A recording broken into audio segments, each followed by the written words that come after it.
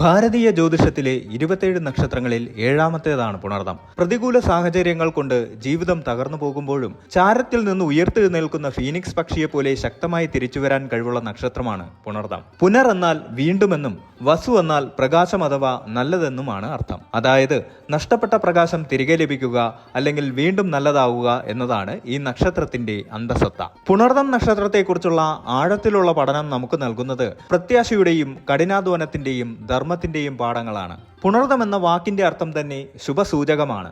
പണ്ട് നഷ്ടപ്പെട്ടു പോയ ഐശ്വര്യം വീണ്ടെടുക്കുക എന്നതാണ് ഇതിന്റെ പ്രധാന ഗുണം.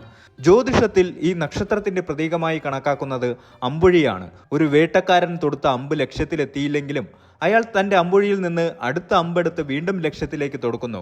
ഈ പ്രക്രിയ പരാജയപ്പെട്ടാലും വീണ്ടും ശ്രമിക്കാനുള്ള മനക്കരുത്തിനെ സൂചിപ്പിക്കുന്നു. മറ്റൊരു പ്രതീകം വില്ലാണ്. വില്ലു വളയുന്നത് ഒടിയാനല്ല, മറിച്ച് ലക്ഷ്യത്തിലേക്ക് അമ്പിനെ കുതിച്ചു പായിക്കാനാണ്. അതുപോലെ പുണർദം നക്ഷത്രക്കാരുടെ ജീവിതത്തിലെ പ്രതിസന്ധികൾ അവരെ തകർക്കാനല്ല, മറിച്ച് കൂടുതൽ ഉയരങ്ങളിലേക്ക് അവരെ എത്തിക്കാനാണ് വരുന്നത്. പുണർദം നക്ഷത്രക്കാരുടെ ജീവിതം പരിശോധിച്ചാൽ ഒരു കാര്യം വ്യക്തമാകും. അവർക്ക് ജീവിതത്തിൽ വലിയ വീഴ്ചകൾ സംഭവിക്കാറുണ്ട്. എന്നാൽ ആ വീഴ്ചകളിൽ അവർ അവസാനിക്കുന്നില്ല.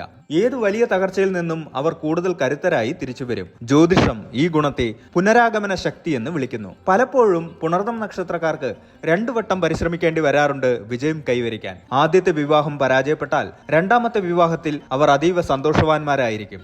ആദ്യത്തെ ബിസിനസ് തകർന്നാൽ രണ്ടാമത്തേതിൽ അവർ വിജയിക്കും. ഈ രണ്ടാം ഊഴമാണ് പുണർദത്തിന്റെ മാന്ത്രികത. പുണർദം നക്ഷത്രത്തെക്കുറിച്ച് പറയുമ്പോൾ ഒഴിച്ചുകൂടാനാവാത്ത ഒന്നാണ് മര്യാദ പുരുഷോത്തമനായ ശ്രീരാമചന്ദ്രന്റെ ജനനം. കർക്കിടക ലഗ്നത്തിൽ പുണർദം നക്ഷത്രത്തിലാണ് ശ്രീരാമൻ ജനിച്ചത്. ശ്രീരാമന്റെ ജീവിതം തന്നെ പുണർദത്തിന്റെ സ്വഭാവത്തിന് ഉത്തമ ഉദാഹരണമാണ്.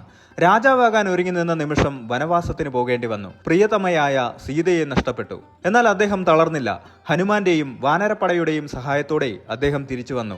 രാവണനെ വധിച്ച് സീതയെ വീണ്ടെടുത്തു. ഒടുവിൽ അയോധ്യയുടെ അധിപനായി രാമരാജ്യം സ്ഥാപിച്ചു. നഷ്ടപ്പെട്ടത് എന്തിനേക്കാളും മികച്ച രീതിയിൽ തിരികെ പിടിക്കുക എന്നതാണ് പുണർദം നക്ഷത്രത്തിന്റെ യഥാർത്ഥ സ്വഭാവം. പുണർദം നക്ഷത്രത്തിന്റെ ദേവത അതിഥിയാണ്. ദേവന്മാരുടെ മാതാവായ അതിഥി വിസ്തൃതിയുടെയും സ്വാതന്ത്ര്യത്തിന്റെയും ദേവതയാണ്. മക്കൾക്ക് അസുരന്മാരിൽ നിന്ന് പരാജയം സംഭവിക്കുമ്പോൾ അവർക്ക് അഭയം നൽകുന്നതും അവരെ വീണ്ടും യുദ്ധത്തിന് സജ്ജരാക്കുന്നതും അതിഥിയാണ്. മാതൃതുല്യമായ വാത്സല്യവും കരുതലും ഈ നക്ഷത്രക്കാർക്കുണ്ടാകും. ഈ നക്ഷത്രത്തിന്റെ ഗ്രഹാധിപൻ വ്യാഴമാണ്. അറിവ്, ധർമ്മം, നീതി, ഔദാര്യം എന്നിവയുടെ ഗ്രഹമാണ് വ്യാഴം. അതുകൊണ്ട് തന്നെ പുണർദം നക്ഷത്രക്കാർ സ്വാഭാവികമായും നീതിമാന്മാരും ദൈവവിശ്വാസികളുമായിരിക്കും. മറ്റുള്ളവർക്ക് വഴികാട്ടികളാകാൻ ഇവർക്ക് പ്രത്യേക കഴിവുണ്ട്. പുണർദം നക്ഷത്രത്തിന്റെ ആദ്യ 3 പാദങ്ങൾ മിഥുനം രാശിയിലും അവസാനത്തെ 1 പാദം കർക്കടകം രാശിയിലുമാണ് വരുന്നത്. മിഥുനം രാശിയിൽ പുണർദം നക്ഷത്രക്കാർ ബുദ്ധിമാന്മാരും ആശയവിനിമയത്തിൽ മിടുക്കരും യുക്തിസഹമായി ചിന്തിക്കുന്നവരുമായിരിക്കും. കർക്കിടകം രാശിയിലെത്തുമ്പോൾ അവർ കൂടുതൽ വൈകാരികവും കരുണയുള്ളവരും കുടുംബത്തോട് അടുപ്പമുള്ളവരുമായി മാറുന്നു. മിഥുനത്തിൽ ബുധന്റെയും കർക്കിടകത്തിൽ ചന്ദ്രന്റെയും വ്യാഴത്തിന്റെയും സ്വാധീനം പുണർദം നക്ഷത്രക്കാരെ ബഹുമുഖ പ്രതിഭകളാക്കുന്നു. എത്ര വലിയ ഇരുട്ടിലും ഒരു വെളിച്ചം അവർ കാണും.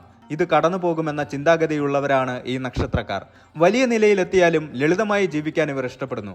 അനാവശ്യമായ ആഡംബരങ്ങളോട് ഇവർക്ക് വലിയ താല്പര്യമുണ്ടാകില്ല. പല കാര്യങ്ങളും നേടിയെടുക്കാൻ ഇവർക്ക് ഏറെക്കാലം കാത്തിരിക്കേണ്ടി വരും. ആ കാത്തിരിപ്പിനുള്ള ക്ഷമ അവർക്കുണ്ട്. കുടുംബത്തെയും സുഹൃത്തുക്കളെയും ജീവന തുല്യം സ്നേഹിക്കുന്നവരാണിവർ. മറ്റുള്ളവരുടെ സങ്കടം കണ്ടാൽ ഇവർ പെട്ടെന്നലിയും. കള്ളം പറയുന്നതും ചതിക്കുന്നതും ഇവർക്കിഷ്ടമല്ല. അതുകൊണ്ട് തന്നെ പലപ്പോഴും ഇവർ വഞ്ചിക്കപ്പെടാറുണ്ട്. മേടം നവാംശത്തിൽ വരുന്ന പുണർദം 1-ാം പാദക്കാർക്ക് ചൊവ്വയുടെ സ്വാധീനം വരുന്നു. ഇവർ കൂടുതൽ ഊർജ്ജസ്വലരും സാഹസിക പ്രിയരും ആയിരിക്കും. ലക്ഷ്യം നേടാൻ കഠിനമായി പരിശ്രമിക്കും. ഇടവം നവാംശത്തിൽ വരുന്ന പുണർദം 2-ാം പാദക്കാർക്ക് ശുക്രന്റെ സ്വാധീനമായിരിക്കും. ഇവർ ഭൗതിക സുഖങ്ങളിൽ താല്പര്യമുള്ളവരും കലകളിൽ കഴിവുള്ളവരും സൗന്ദര്യബോധമുള്ളവരും ആയിരിക്കും. മിഥുനം നവാംശത്തിൽ വരുന്ന പുണർദം 3-ാം പാദക്കാർക്ക് ബുധന്റെ സ്വാധീനമാണ് വരുന്നത്. എഴുത്ത്, പ്രസംഗം, IT മേഖലകളിൽ തിളങ്ങുന്നവരാണ് ഇവർ. നല്ല ബുദ്ധിശക്തിയുള്ളവരുമായിരിക്കും. കർക്കിടകം നവാംശത്തിൽ വരുന്ന മിഥുനം 4-ാം പാദക്കാർ ചന്ദ്രന്റെ സ്വാധീനത്തിൽ വരുന്നവരാണ്.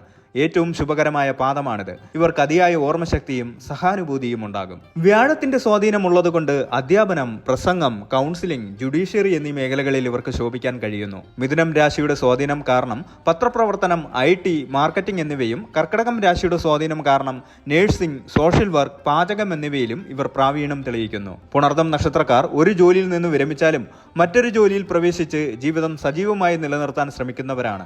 പുണർദം നക്ഷത്രക്കാർക്ക് കുടുംബം എന്നത് ഏറ്റവും വലിയ മുൻഗണനയാണ്. മാതാപിതാക്കളെ ബഹുമാനിക്കുന്നവരും മക്കളെ നന്നായി വളർത്തുന്നവരുമായിരിക്കും ഇവർ. എങ്കിലും പുണർദം നക്ഷത്രക്കാരുടെ ജീവിതത്തിൽ പലപ്പോഴും ദാമ്പത്യ ക്ലേശങ്ങൾ ആദ്യകാലങ്ങളിൽ കണ്ടുവരാറുണ്ട്.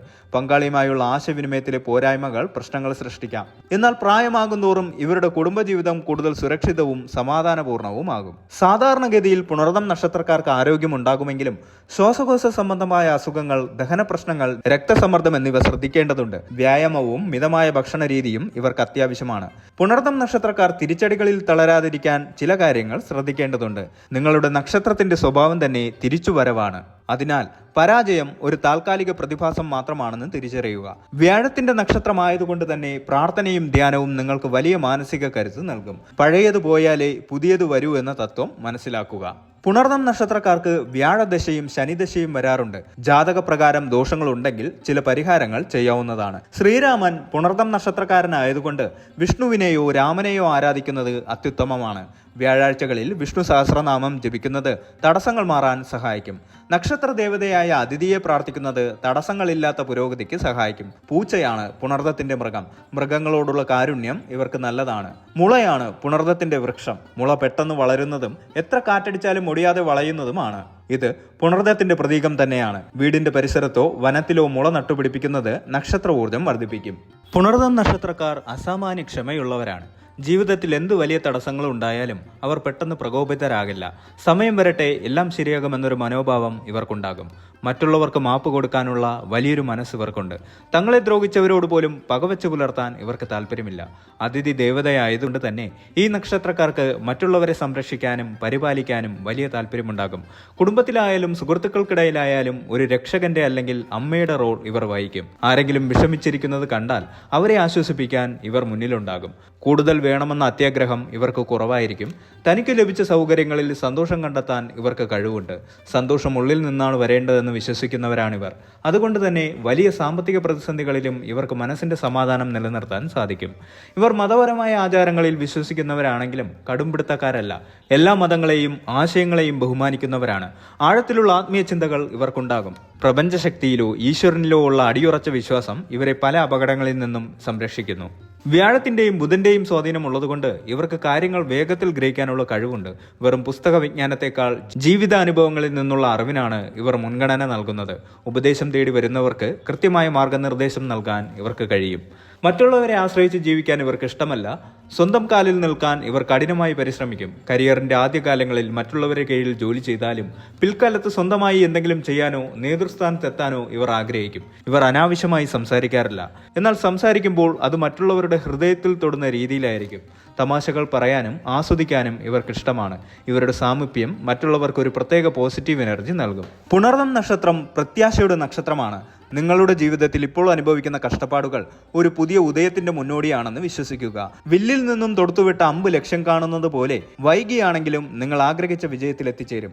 ഒരിക്കൽ വീണാൽ അവിടെ അവസാനിച്ചു എന്ന് കരുതുന്നവർക്ക് പുണർദം നക്ഷത്രം ഒരു പാഠമാണ്. ഓരോ വീഴ്ചയും അടുത്ത കുതിപ്പിനുള്ള ഊർജ്ജമാണ്. മുളയെപ്പോലെ അയവുള്ളവരാകുക. കാറ്റിൽ വളയുക, പക്ഷേ ഒടിയരുത്. കൊടുങ്കാറ്റടങ്ങുമ്പോൾ നിങ്ങൾ വീണ്ടും തലയുയർത്തി നിൽക്കും. ജ്യോതിഷം അനുസരിച്ച് പുണർദം നക്ഷത്രത്തിൽ ജനിച്ചവർ ഭാഗ്യവാന്മാരാണ്. കാരണം അവർക്ക് ദൈവം നൽകിയിരിക്കുന്നത് തിരികെ വരാനുള്ള അപൂർവ വരമാണ്. ഈ കഴിവിനെ തിരിച്ചറിയുകയും ധർമ്മത്തിന്റെ പാതയിൽ സഞ്ചരിക്കുകയും ചെയ്താൽ പുണർദം നക്ഷത്രക്കാരെ തോൽപ്പിക്കാൻ ആർക്കും സാധിക്കില്ല.